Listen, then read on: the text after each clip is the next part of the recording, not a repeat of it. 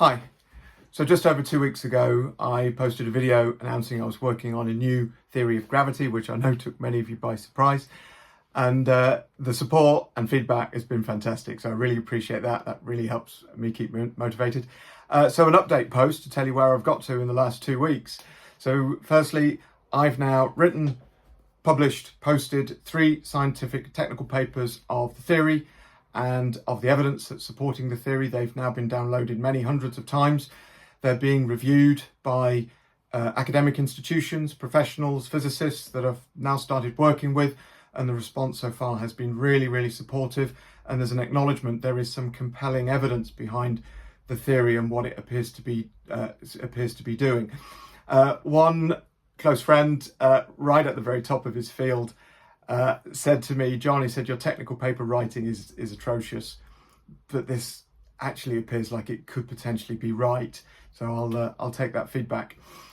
What else have I done? I've worked through a 100-step process to carefully reevaluate the integration of quantum field theory to make sure that the way quantum field theory is adapted this new proposed field is worked. And that tells me I'm learning that it's correct. What I've done is correct. It's working. It's meeting the rule book. I do need other more professional people than me in that field to falsify or check that. The biggest thing is an upgrade. Expanse tension theory posits that fundamental underlying universal expansion is being resisted by mass, and that creates tension gradients which give us the emergent gravity. But it occurred to me that if massive particles and mass can couple or uncouple to an underlying expansion of the universe, well, what about the other fundamental elements and entities within the standard model of physics, the electromagnetic field, the electron field, strong, weak nuclear forces, etc. So this is the analysis. So I've applied the idea of expanse tension theory more generally to the entire standard model of physics. I've called it general expanse tension theory. You see what I've done there? And then I'm reviewing those papers and plugging them into multiple online tools and AI tools to evaluate them. So expanse tension theory, the feedback is it appears to directly or strongly address the top 25, 25 of the top 50 issues in science, which would be amazing. General expanse tension theory as an overlay, an upgrade, it appears could directly or strongly address 49 of the top 50 underlying problems in science and physics in the world today, which again is an incredible feedback from a respected, dedicated science AI tool. So that was great feedback. What have I been doing? Firstly, I've repeated and reproduced my calculations of the Earth's gravitational constant G and the acceleration due to expanse tension gradient. Not gravity, it's an acceleration due to an expanse tension gradient. The numbers again come out as we would want them to do, so the numbers coming out right. And I've also in detail checked that no Newtonian or Einsteinian constructs, theories of anything have been brought into that equation, and I'm right.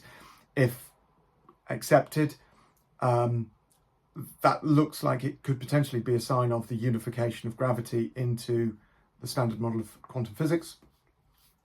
The other thing I've done, I've downloaded 1,700 supernova data sets to look at the redshift of light from when the light left those supernova.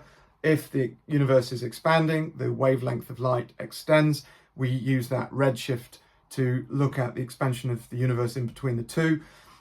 That in itself is the indicator of something called dark energy. The prediction from expanse tension theory has achieved a greater than 99% fit, which is incredible. It matches with the success of the alternative theory called lambda CMD.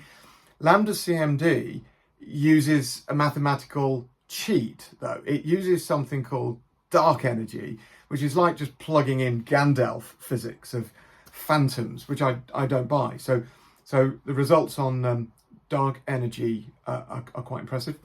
I've also downloaded 165 galaxy data sets of density, size, rotation of galaxies, modelling the outer rim speeds, which are traveling about twice as fast as the matter should hold together. That's the indication of dark matter. I've repeated this analysis multiple times.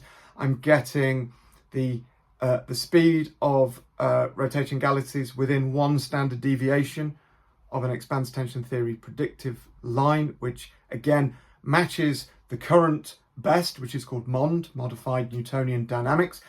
MOND uses a little cheat. It's called dark matter. It's like plugging in some random phantom of science to say, hey, there's an underlying thing we can't see or detect. Let's call it dark matter.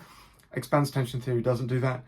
It uses mechanics, causal mechanism, and quantum field theory. So they're successes.